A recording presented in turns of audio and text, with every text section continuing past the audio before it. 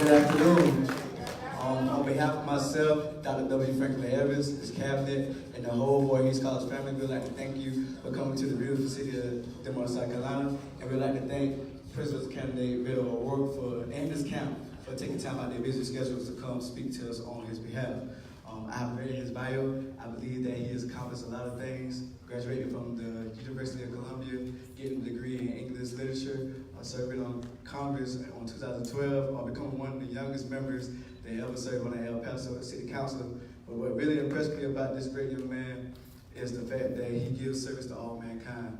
If it is not serving on the House of Representatives, or serving on the House of Veteran Affairs Committee, or knocking on thousands of doors, or holding public forums just for voters for Spanish and English.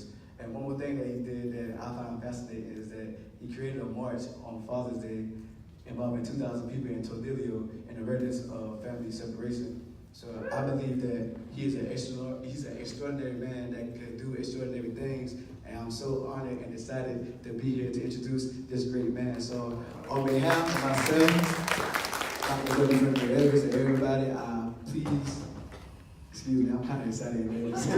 So on behalf of myself, Dr. W. Franklin Evans, we'd like to thank you for coming, taking time out to be your schedule, and coming to the beautiful city of Denver, South Carolina. We greatly appreciate it. It takes a great man to come from El Paso, Texas, all the way to Denver, South Carolina. He told me that the drive was great. He has visited the campus. He said the campus is amazing, and I wish that more people in your position would come to rural areas to come speak to us. So please give a warm welcome. I introduce the song and the great artist, and the President's candidate, Beto Award.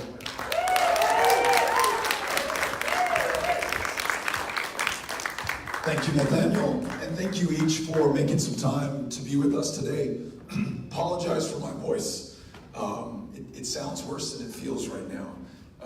We've just been speaking so much over the last 3 weeks of this campaign, trying to reach everyone, be everywhere, listen to communities big, and as Nathaniel said, in some rural parts of the country, in South Carolina, in Iowa, and New Hampshire, that may sometimes get overlooked or taken for granted or left for last. We want to make sure that these communities are among the first that we visit, get a chance to listen to, and be with those whom we wish to serve. So we are so grateful to you, to Voorhees, to Dr. Evans, for ensuring that we could be on this campus today, and to Mr. Jefferson, who just showed us the chapel a little while ago, which is absolutely beautiful, and had a chance to walk around the campus, which is extraordinary. Thank you all for having us here today.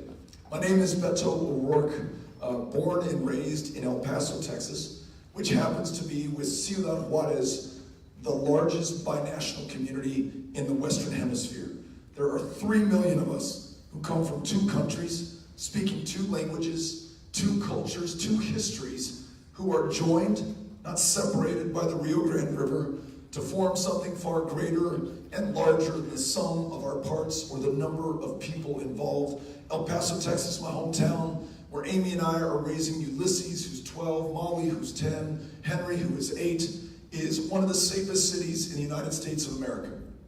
And it's not one of the safest cities despite the fact that we are a city of immigrants and asylum seekers and refugees from around the world. We are one of the safest cities because we are a city of immigrants and asylum seekers and refugees from around the world. In other words, we have learned not to fear our diversity or our differences. We've learned to embrace and respect those and understand that they are the very source of our strength, of our success. And yes, though this flies in the face of a lot of the rhetoric that we're hearing from our president right now, the source of our security and our safety, the very presence of those from around the world, makes us stronger and safer than we would be otherwise. As Nathaniel said, I served on the city council, was a small business owner, 6 years in the United States House of Representatives, working on veterans issues, and I understand that Voorhees now has a Veterans Resource Center here on this campus, which I think is wonderful. So grateful to everyone here who has served or is thinking about serving their country, and glad that Voorhees has stepped up to make sure that the transition into civilian life is successful as possible. Served on the House Armed Services Committee, and every single day in Congress, a member of the minority, a Democrat, needed to find that Republican partner with whom we can work to expand mental health care for veterans, to protect public lands, to invest in our international connection with Mexico, both for our security and to also make sure that we're facilitating trade and travel that's connected to jobs in this country. Ran a race for Senate in Texas, a state that a lot of people, perhaps like South Carolina, wrote off as too red to count. But we went to every one of the 254 counties, listened to everyone, no matter how red or how blue, how rural or how urban, to make sure that we could understand what was most important to them. Same reason that I'm here in Denmark today. I have no hope of being able to serve you if I have not first met you and listened to you and incorporated what's most important to you into our campaign and into our service. So that way of campaigning helped when we joined forces with many other across the state of Texas to take a state that had ranked 50th in voter turnout in the country to a state that had a 500% increase in young voter turnout. We were able to win the votes of Republicans and independents, as well as expanding the number of Democrats who participated. And though I did not win, we lost by 2.6%. We were able to help other candidates across the line, 2 new Democratic members of Congress, both of whom are serving in seats long held by Republicans. We changed the composition of the state legislature, 17 African American women, 1 judicial positions in Harris County, Houston, Texas, changing the face of criminal justice in the most diverse city in the United States of America today. But as we were driving in today, thinking about a conversation that we had in the van last night, Chris Evans, no relation to Dr. Evans here at Voorhees, shared with me something that the President of the United States had tweeted out. And if you haven't seen this, I want to make sure that we bring everybody up to speed on the same page. There is a new member of Congress, Congresswoman Ilhan Omar from Minnesota, who happens to be a Muslim member of Congress. The President tweeted a video of his own making, or the making of his organization, that interspliced her comments, a speech that she was giving to an organization, and the attack on the World Trade Center, 9/11. We will never forget was the end of that video. In essence, it implicates her and Muslim Americans in violence and terrorism here in the United States. It makes her a target for extremists in this country at a time of rising Islamophobia, 3 years straight of hate crimes climbing every single year in the United States of America. And this is not some right-wing, white supremacist fringe group tweeting this out. This is your president. This is my president. The president of the greatest country on the face of the planet. A country comprised of Muslims and Christians and people of every tradition of faith and walk of life. Every single country on the face of the planet have found a home here in the United States of America. As I made the case, El Paso, my hometown, one of the safest places anywhere in this country because we are a people of the planet who found a home here in the United States. This community and every community in this country understands that our strength is, as my former colleague and all-time hero John Lewis once said to me, whether you came here 10,000 years ago across the Bering Strait, whether you came here in bondage as a slave to build the wealth of this country, whether you were fleeing persecution or intolerance in some other part of the globe and came here, whether you crossed between Ciudad Juarez and El Paso, Texas, maybe fled 2,000 miles from El Salvador or Honduras or Guatemala, each of us in our families came to this country in a different ship, in a different way. But right now, at this moment, we are all in the same boat. And what this president is trying to do is to divide us by our differences of faith or race or ethnicity or sexual orientation or how many generations you can count your family and American or whether you just got here yesterday or last week. Those differences cannot be allowed to divide us or keep us apart or angry or afraid, which is exactly why he sent that message out last night. And any illusion under which I labored as an American, that we were on a trajectory inexorably getting better towards progress, bending towards justice. It's been shattered during this administration by some of the things that we encounter in our day-to-day lives in Charleston, South Carolina today. I joined Pastor Dixon and others who were marching to commemorate the 50th anniversary of a strike in 1969 where 12 hospital employees at the Medical University of South Carolina were fired for standing up for themselves. 11 of them African-American women, one of them an African-American man, who were paid less than their white counterparts at MUSC, who had terrible working conditions, who were not able to organize and use the leverage of the value that they provided to that institution to better themselves.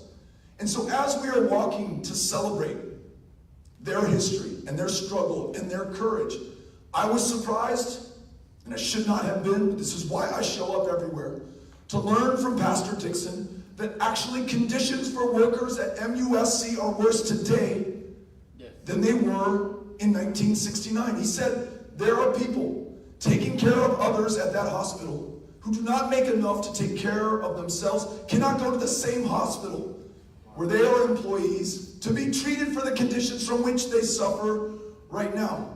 When I learned that the disparity in infant mortality between white America and black America is worse right now in 2019 than it was in 1850, 15 years before the abolition of slavery, or that we have a maternal mortality crisis 3 times as deadly for women of color.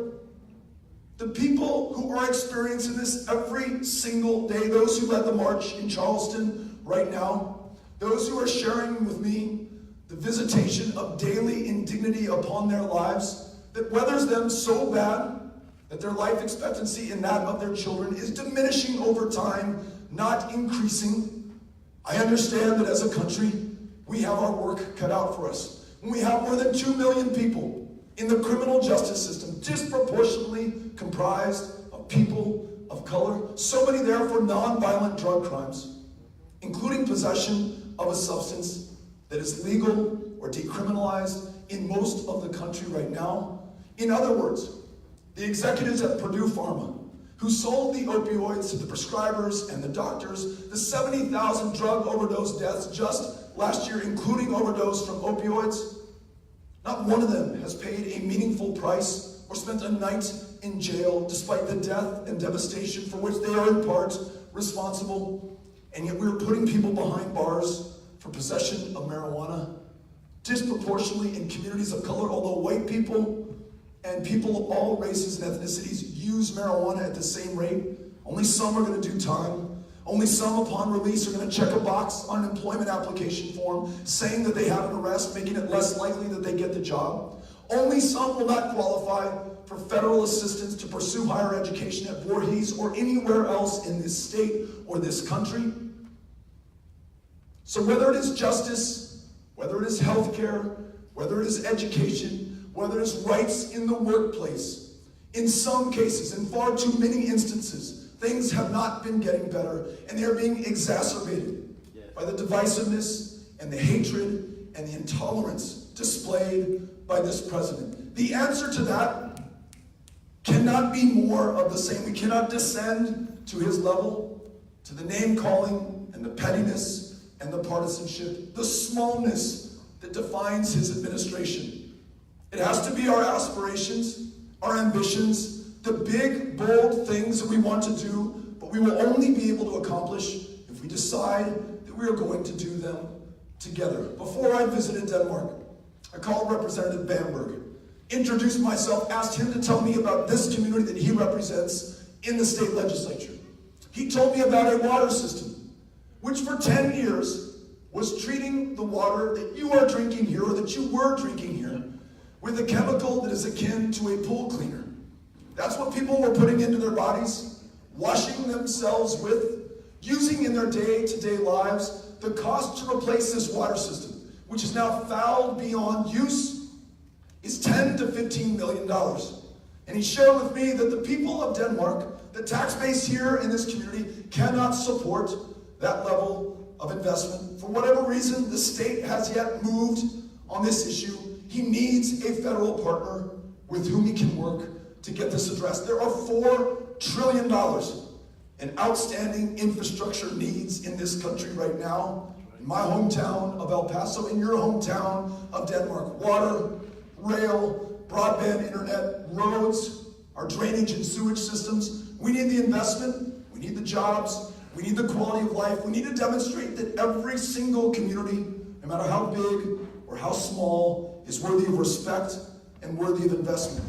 When he told me about public education in South Carolina and the fact that we are not paying our public school educators a true living wage, that nearly 1/4 of them drop out of the profession in their first year of service, that they have on their backs mounting student loan debt that prevents them from teaching in the classroom, paying for food, meeting the note on their mortgage, providing for their kids, and at some point something has to break, and that is their ability to answer the call to public service and to be in that classroom. We need a federal partner who will ensure that every public school educator is paid their value and their worth commensurate to the service that they provide in that classroom, so that they can stay in that classroom and educate the next generation of leaders here in Denmark, in Bamberg County, in South Carolina, throughout the country. So if we are going to meet these challenges, or the challenge of a healthcare system where millions are unable to see a doctor, that demands that we pass universal, high quality, guaranteed healthcare, an immigration system that leaves millions fearing deportation back to a country that they have not seen in some cases for decades, or any functional way in their lives, and have comprehensive immigration reform. If we're going to have an economy where everyone can participate with some chance of success, where one job is enough for everyone because you're paid a living wage, because you have health care, because you have paid family leave, because child care is now affordable to you, it's going to take all of us, not divided, not afraid of one another, not behind our lines or in our corners, but this country coming together to meet these challenges, not by half measure, not with only half the country. And the biggest challenge of them all, especially for the generations that will follow mine and yours, climate change, knowing full well that the warming that we have seen so far is attributable to our own inaction as well as our own emissions, and that we still have time in the 10 years left to us, according to the scientists, to get this right, to ensure that we understand that communities in South Carolina will no longer support human life. Communities in the Southwest, where I live, will no longer support human life. That our farmers, our ranchers, and growers will no longer be able to raise that food and that fiber that feeds and clothes not just this country, but so much of the rest of the world. That the droughts and the floods and the fires only become more frequent and more devastating and more destructive, not just of property, but of human life.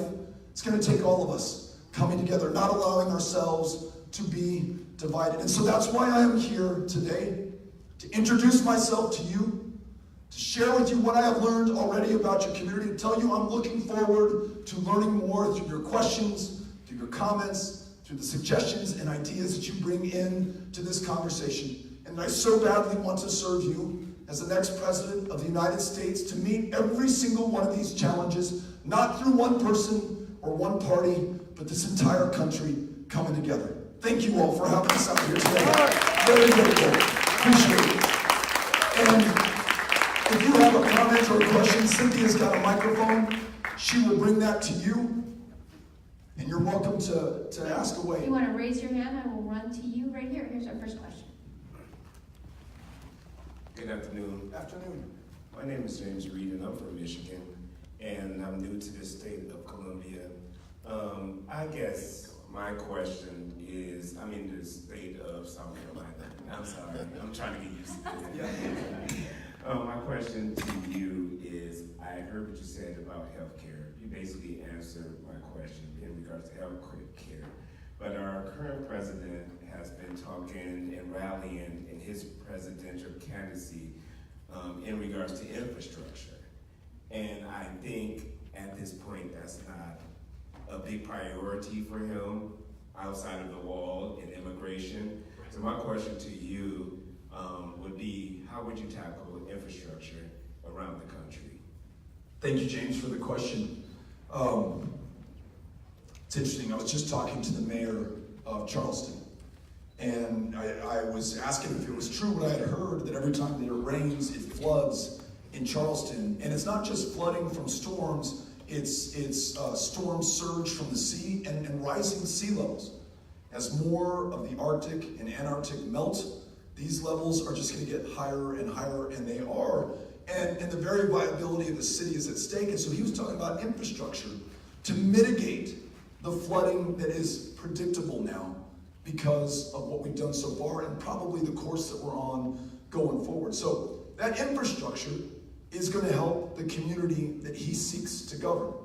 That infrastructure funding that we support is going to help this community with clean drinking water. It's not an abstraction. It's not something that we would like to do. It's something that we must do for the safety, the well-being, the health of our fellow Americans. And as somebody in Beaumont, Texas, in the southeast part of my home state said, where they also suffer from storm surge and more frequent flooding and rain that dropped 58 inches from the sky, which is the landfall record. He said, I understand that the president wants to pour a lot of concrete along the U.S.-Mexico border, 30 feet high, 2,000 miles long, at a cost of $30 billion. He said, here in Beaumont, in Houston, in Charleston, throughout this country, we have need for that concrete to be poured that's actually going to save lives and make life better, knowing full well that the wall that he wants to build will take lives. Thousands of people dying as those walls push them into ever more remote stretches of the U.S.-Mexico border. So for the jobs involved in implementing the infrastructure, the jobs that we will retain in communities that will dry up or wash away literally if we do not invest in them now, this has got to be an urgent priority. It is for me, but it will require us working with Republicans and Democrats alike, all of whom have those needs in their communities. And that's something I plan on focusing on as president. Thank you, James. Appreciate it. My name is Gerald again, and I so appreciate you talking about universal health care. Now let's talk about these pharmaceutical companies. Most people here probably take about 2 or 3 pills. I'm not trying to say that, but most Americans. And as you see, each year, the prices is escalating. It's out of control. So what would you do to help? we need to get some kind of cap or some control of pharmaceutical pricing, because it's pricing people out of their wallets. And what are we going to do? We need to do something about these pharmaceutical companies. Thank you, Gerald, for the question. I agree with you. And we have a great opportunity to do that in this country. If you think about all the pharmaceuticals that you and I buy as the taxpayer for military retirees, through the VA, for VA beneficiaries, through Medicare, through Medicaid, federal employees who have federal health insurance, we're buying in such large volumes that we should have the leverage and the purchasing power to drive that price down. And for some reason, we do not do that right now. In fact, we prevent Medicare from negotiating with the pharmaceutical companies to bring those prices down. It is inexplicable unless you follow the money, the political action committees, the checks that they are able to cut, to members of Congress on committees of jurisdiction that do not use the power of the people vested in them to do the right thing for their constituents. So a couple of things. One, I want to make sure that Medicare is able to negotiate down the price. 2, if you can't get it in the US, get it in Canada, and we should allow you to be able to do that. 3, when we're talking about insulin, that's right. It was developed about 97 years ago in Canada by scientists who gave it away for $3, 3 Canadian dollars, to a university because they knew it would save people's lives. They wanted it to. People are getting filthy rich off of insulin today, where pricing has gone through the roof, so that even nurses who may be administering insulin to their patients cannot afford to buy it for themselves. They are rationing. I think you alluded to that as well, the number of medications that people are taking, who are taking them in doses smaller than prescribed so they can stretch out the life of that prescription. We met a woman in New Hampshire, $10,000 a year is her cost for one prescription, and that's just her copay. That's after insurance kicks in. She's supposed to take 3 pills a day. She takes 1 or 2 to see if she can stretch it out. So universal, guaranteed, high-quality healthcare means you can afford your prescriptions. So many today have insurance but cannot afford to take the pills that have been prescribed to them or the insulin that they need. It means access to mental health care. In a country, one of the largest providers of mental health care services today is the county jail system. So that people with schizophrenia and bipolar disorder and depression regularly get arrested on purpose to get care in the one place that they're guaranteed to do it now.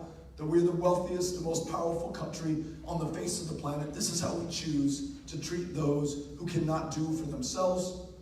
And healthcare also means, I mentioned this maternal mortality crisis, every woman being able to make her own decisions about her own body and having access to the healthcare that allows her to do that. So yes, this is a challenge for us, but one that I'm confident that we can meet because I hear about this in every community, no matter how Republican, how Democrat, how rural, how urban that we visit. Thank you for the question. Hey, my name's Angie. I am actually a teacher in a very rural town, smaller than this one. And it's actually in the same district that my children attend school in. But the inequalities in what I see and the resources that are available to my children in the same district where I teach, in the school where I teach, where we have mold growing on the walls, the children, don't have anything. We had to fight to have breakfast in the classroom because a lot of our kids, some of my kids live in tents and sheds, and they just don't have access to these things. And I was just wondering what it is you think we can do to address the inequalities in our education system. Thank you. Thanks for your commitment to public service as an educator and for raising this example to help illustrate the challenge that we have right now. I'm sorry, did you want to add something? Hold on. Yeah. After that, when you get done, I would love to know what your Hogwarts house is. Okay. Harry Potter reference here that I got to jog the memory on. But first question about education and equity in education. I mentioned the 58 inches of rain that fell on Southeast Texas, Beaumont, Houston, Texas, Kashmir Gardens, where I'm touring that neighborhood with the neighborhood president. And he said long before Harvey, a storm hit this community. Meaning that lives in a food desert, very hard for him to get nutritious calories for his kids or his grandkids. Go to a liquor store, check cashing location 1 almost on every block. But there has not been the investment in resources in building that community and that neighborhood necessary. And then the storm of Harvey hits that community. 4 of 5 libraries not reopened. Homes that had been rebuilt or were in the process of being rebuilt from the last 500-year storm just a couple of years before, not yet finished, yet hit again. People are selling their homes for pennies on the dollar that they had saved up their entire lives to build. And then he tells me this one story about a kid who has a mental health challenge. It's being raised by his grandmother in the back seat of her car, parked outside the home that used to exist, but he is so attached to that physical place that he will not go anywhere else. And I just think about that kid. What is he putting in his system every day? Does he have a change of clothes? Is he able to bathe himself before he goes to that classroom? And we're having this conversation as we're passing Kashmir Elementary School. And I say to the neighborhood president, now this school, given everything you just told me, especially about that kid, this school must be a disaster. And he said, actually, this school is the highlight of this community. It's the thing that we are most proud of, because when that kid who's been living in the backseat of his grandmother's car walks into that classroom, there is a teacher with open arms, a smile on her face, who lets him know that he's in the right place. Our community in Houston, Texas has invested in wraparound services there. So there's mental health care, primary health care, free and reduced breakfast and lunch. And by the way, probably like you, kind-hearted teachers who, even though they are not paid enough, if that child needs a warm meal for the 3rd meal of the day and is not waiting for him at home out of their own pocket, they will pay for him to be okay. And actually, in so many ways, Kashmir Elementary is what is right and can be better about our public school education system right now. So I want to make sure that, given the fact that so many kids live in poverty, may not be able to predict where they will sleep tonight or the next night, don't have access to a mental health care provider or prescription medication or the ability to be well enough, whose parents are working 2 and 3 jobs which means that they're not able to read to those kids on the night before kindergarten begins or first grade begins. And those kids, 10 months back in reading comprehension, 12 months back in math.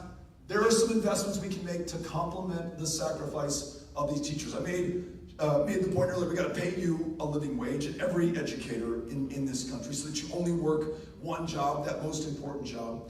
2, we've got to begin education universally, not at 4 or 5 years old in kindergarten, but 3 or 4 years old in pre-K, without exception, in every community in this country.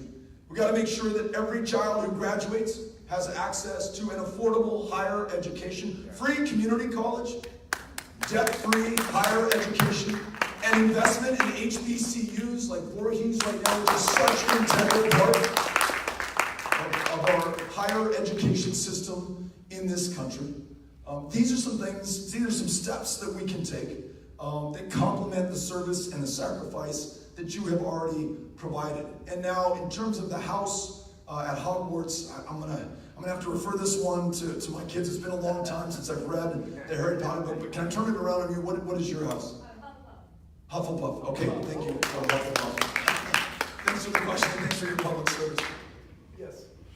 Hey, thank you for your public service, but this is ground reality. I mean, the issues you've discussed in these elections have been discussed in the previous election cycles. The question is, the ground reality is that you might campaign on the left, especially if in the Democratic Party, people are on the right, they swing to the right when you campaign for the primaries. But the problem is, once you get elected, and I hope you do get elected, the problem is there's a ground reality of the political surroundings.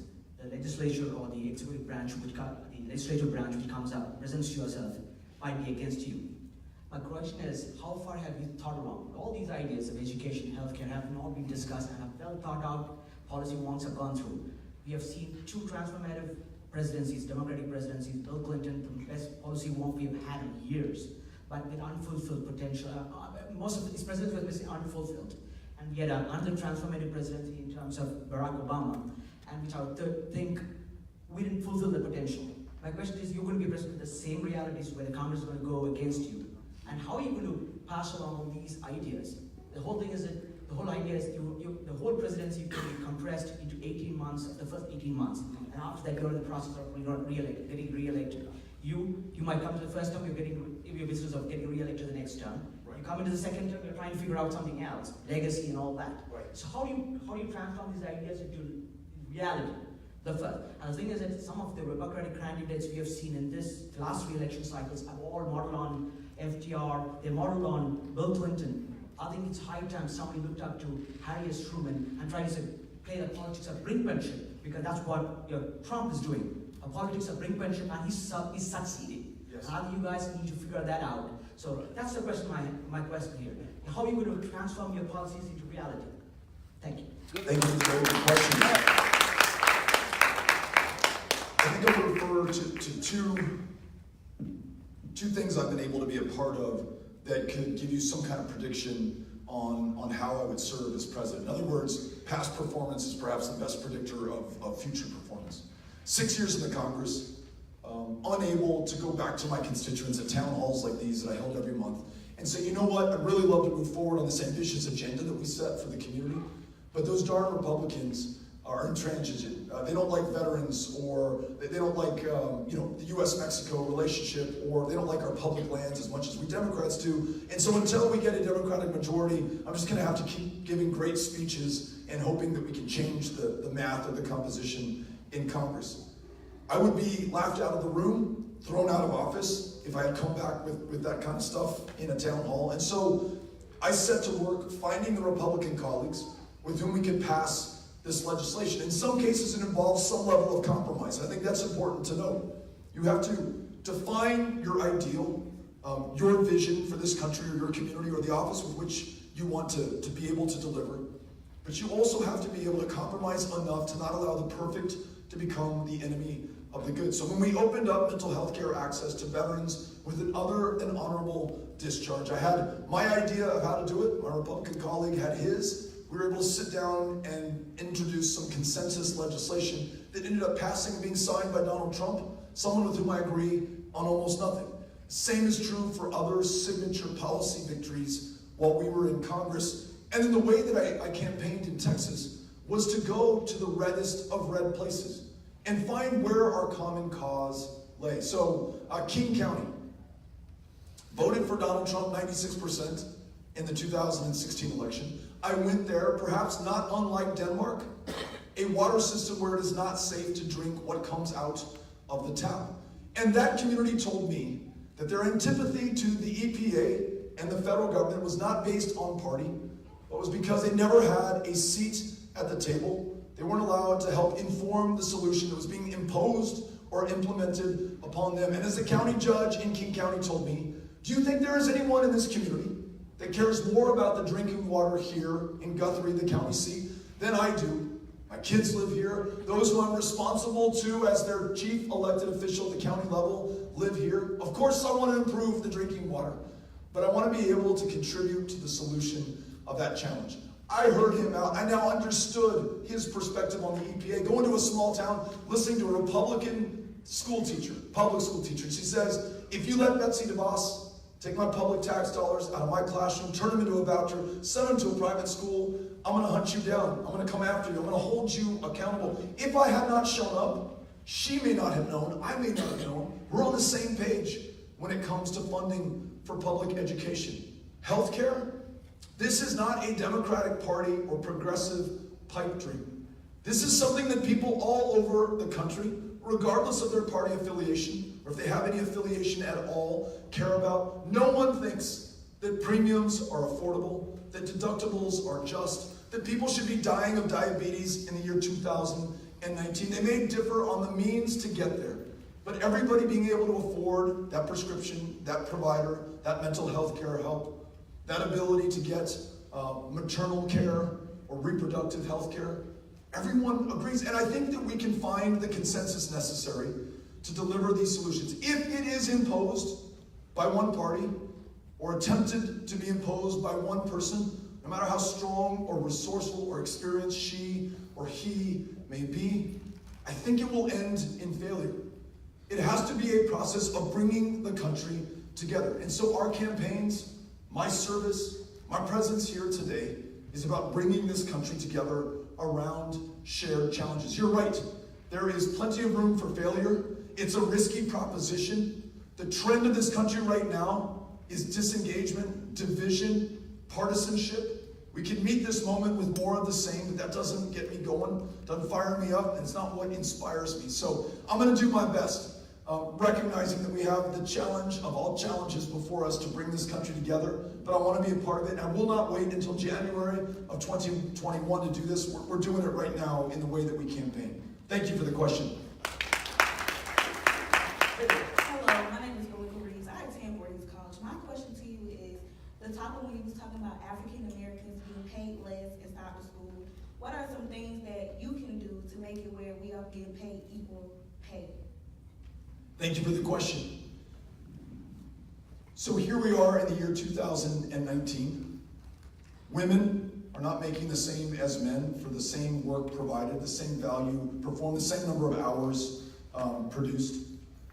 Wealth in white America is 10 times the wealth in black America. And it is systemic, it is foundational, it is structural to this country in terms of where capital has been lent out and where capital has been denied. The redlining for access to home mortgages, the foundational wealth of South Carolina, the inability for people to get higher education prior to Voorhees being an institution. I was learning the history of USC today by this extraordinary gentleman named Damon Fordham during this march that I was just talking about. It was integrated in 1873, and then integration was withdrawn in 1877. It did not come back until the mid-1960s. Historic inequality compounded by a criminal justice system that has criminalized some communities, and discrimination that is alive and well in the workplace and in almost every part of our society today. So the laws that would ban outright any discrimination based on race, on gender in terms of pay inequality, on sexual orientation, where in some states you can still be fired for being gay. You You can be denied the ability to adopt a child for being gay. Ensuring that we sign the Equality Act into law to prevent that. But then the far more important and far more difficult discussion that we need to have as a country about the continuing consequences of slavery, of segregation, of Jim Crow, of continuing suppression in our democracy, both our political democracy and our economic democracy, that I hope results in capital flowing to everyone in every community, regardless of their race, job and educational opportunities opened to all, regardless of their gender or their race or their sexual orientation. So calling these problems out, trying to find solutions to them, either in the laws that we enact and getting capital to communities that have been denied it, but then having that conversation that begins the work of repair to this country and ensures that we stop visiting the same injustices in the generations going forward. That's going to be our priority. Thank you for the question. Appreciate it.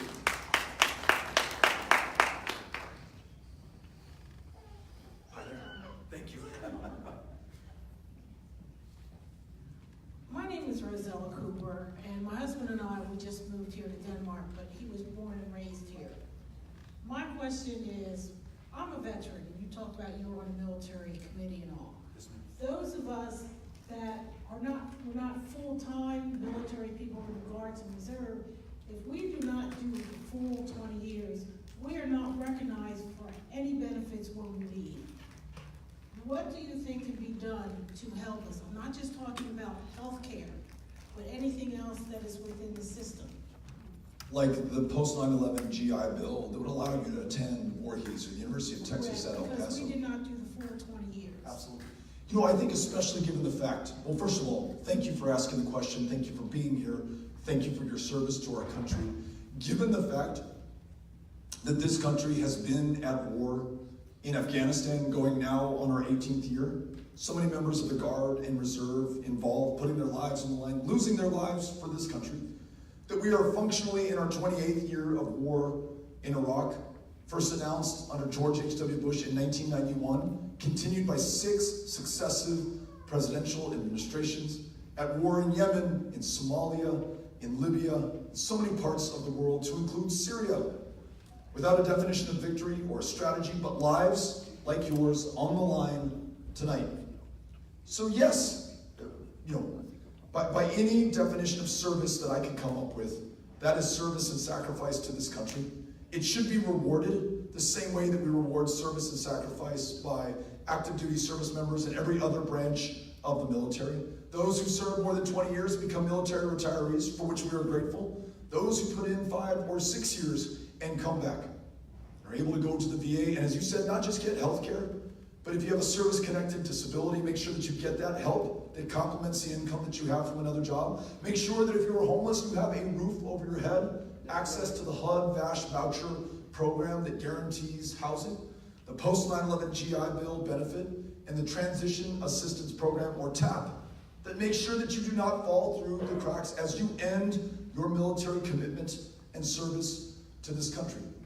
So yes, I want to make sure that we acknowledge that, not just by tipping the hat or a pat on the back or thank you for your service, but in the hard and real commitment that we make to one another in those areas that I just described. The last thing that I'll say, though, on this is in a country that loses 20 people a day, 20 veterans a day, by their own hand, every day, 16 of those 20 were unable or unwilling to go to a VA for whatever reason.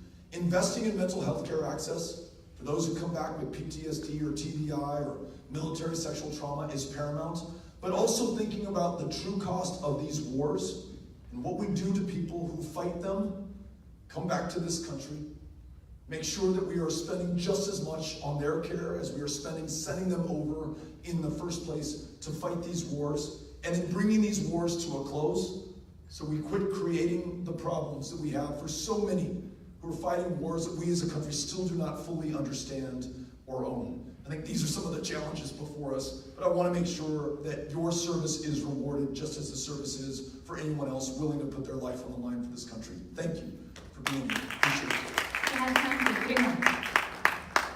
Good afternoon. Afternoon, Beto. Afternoon. I appreciate you coming here. Of course. I want to express my thanks for rejecting the bigotry and slander against Ilhan Omar and other Muslims. Yes, yes. And I know you're not wondering, this is Denmark, South Carolina, right? And I want to express my thanks for just your rejection of the immigrant bashing that's so common. So, but I have an 11, a 9, and 8-year-old. I know you have kids of a similar age. Yeah. I've read recent descriptions of what's going to be the uninhabitable earth by David Wallace Wells. I know you've read. I'm reading that right now. Okay. How do you stay hopeful, and what forces do you plan to mobilize in order to take on what seems to be a looming crisis? Thanks for asking the question. This book, and there are other ways to get the same information, but it's called The Uninhabitable Earth. It's one of these books you want to avert your eyes from.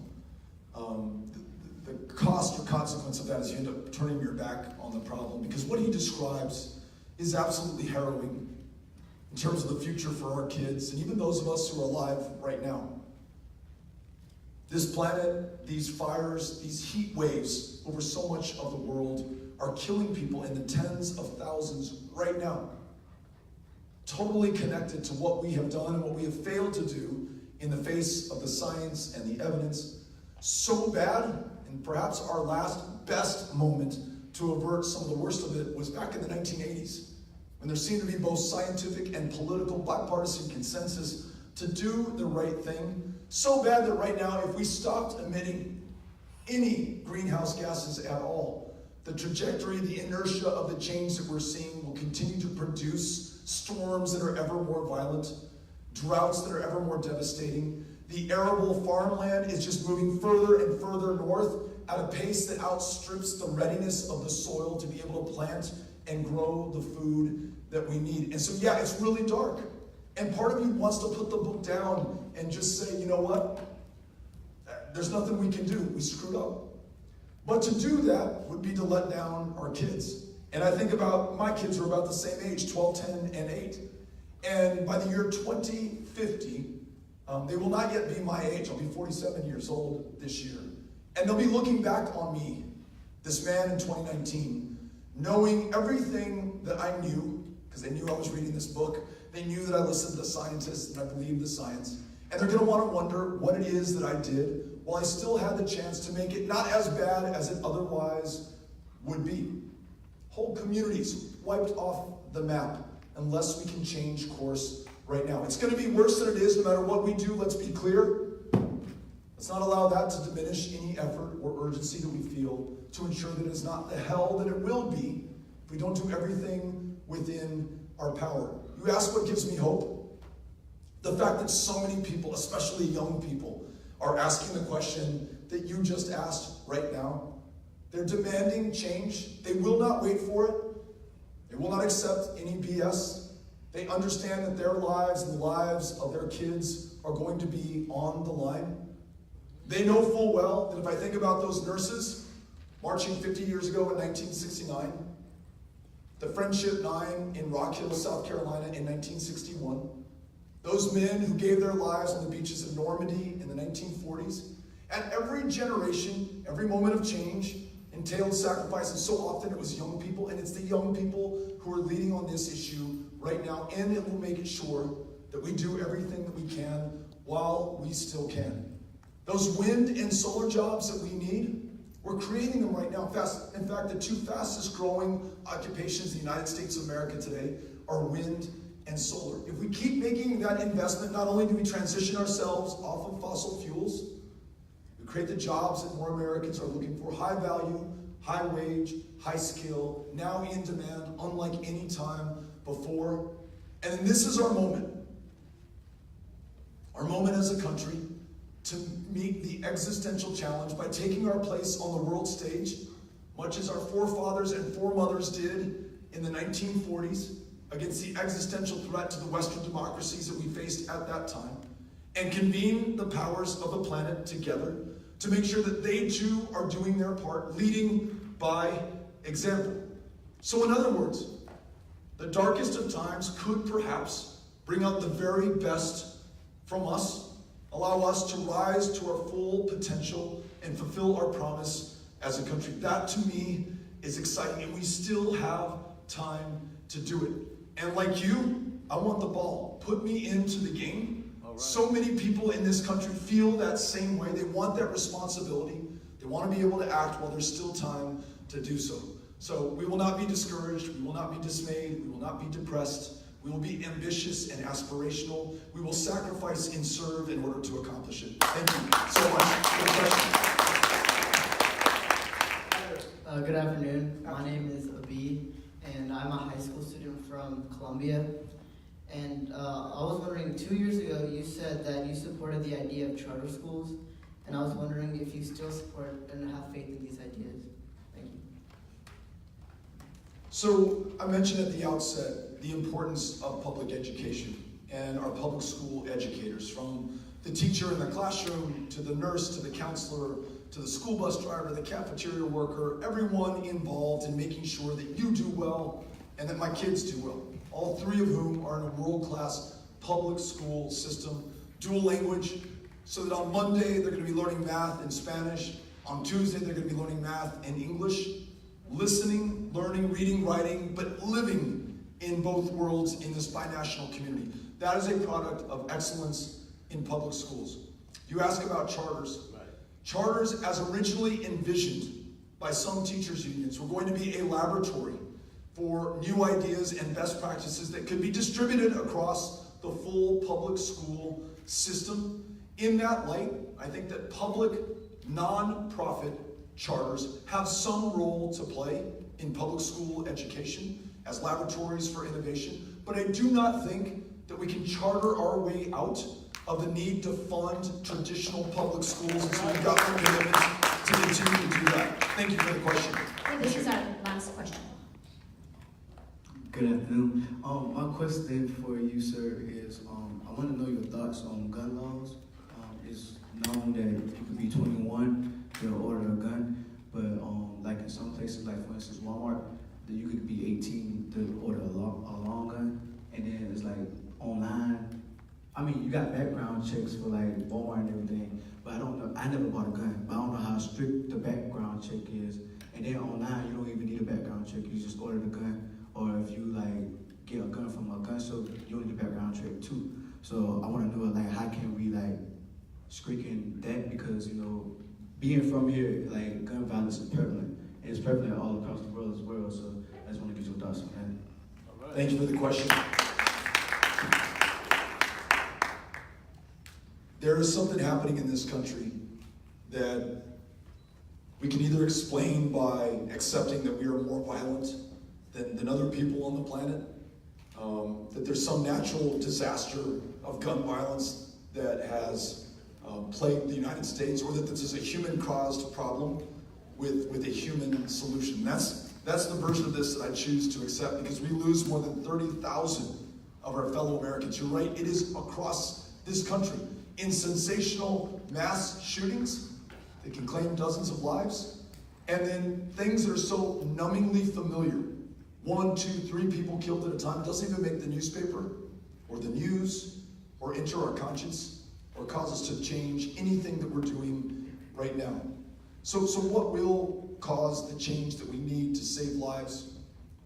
Universal background checks have been shown in those states that have adopted them to reduce gun violence by upwards of 50%. So 50% fewer boyfriends or girlfriends being killed by a loved one, 50% fewer police officers and sheriff's deputies being killed by those whom they are sworn to serve and protect. Why not implement that across the country and close every loophole? Now, your community, this state, has been a leader on trying to close the Charleston loophole, which essentially says that if we cannot perform the background check within a few days, then you are free to buy that firearm, though we do not know if you're going to be a harm to yourself or to someone else in your life or in my life. Close that loophole. Close the boyfriend loophole, which means that if your boyfriend or your girlfriend is using violence against you, is abusive, though you do not have a legal relationship, that is a material factor in deciding whether or not you should have a firearm, which you might use to continue to harm or to kill that person in your life. I think closing those loopholes, the gun show loophole that you mentioned, and then taking this additional step, which is ensuring that those weapons, which were sold in the United States military because they're very good at killing people in very large numbers, very efficiently, very effectively, that have, and there are kids here, so I won't go into this, but they have a different impact on the human body than a handgun does in terms of what they destroy inside of you. You won't survive that. It's designed so that you won't survive that because you're the enemy soldier on the battlefield who we want to stay down. Continue to sell those weapons of war into our communities means more mass shootings in our churches, in our schools, in our concerts, in our public life. If you have an AR-15 or a military-style weapon, if you own that kind of ammunition, the high-impact, high-velocity rounds that cause this kind of destruction, keep it. I do not want to take any gun away from any person. All I'm saying is we don't need to continue to sell those weapons of war into our communities unless we expect to see that same kind of violence. It won't save every life. And to the gentleman's question before, we need to make sure that we do better for those we can while we still can. It'll save lives, however, because it's been proven to do that. And much like the issue of climate change, I find, and you're a great example of this, that is very often the very youngest person in the room who raises this issue of gun violence. It's the youngest who led the marches for our lives all across the country, including the ones that we participated in El Paso, the walkouts from their high school classrooms, to shock the conscience of this country and to make sure that we do the right thing while we still can. So you've got my commitment to do that regardless of the political consequences, because it's the right thing to do. Thank you so much for the question. And thank you all for joining us and welcoming us and asking us such great questions and giving us your thoughts and time. We are grateful. Thank you so much. And Daniel, thank you so much.